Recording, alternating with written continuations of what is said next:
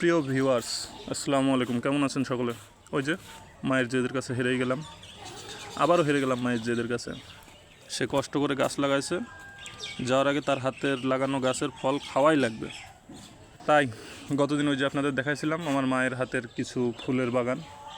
আজকে যেটা দেখাচ্ছি এটা হচ্ছে কমলা গাছ, আমার মা নিজ হাতে লাগিয়েছে। তো কমলা গাছের দুই একটা কমলা লাল হয়েছে আর কি, কেবল পাকা পাকা ভাব।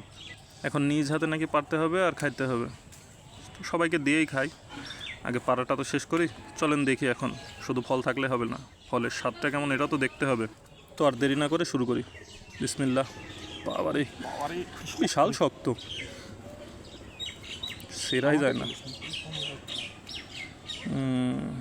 কালারটা তো সেই আসছে, বাইরে সবুজ হলেও ভিতরে কালারটা ভালো। বাহ, এখন খাই, দেখা যাক কেমন হয়।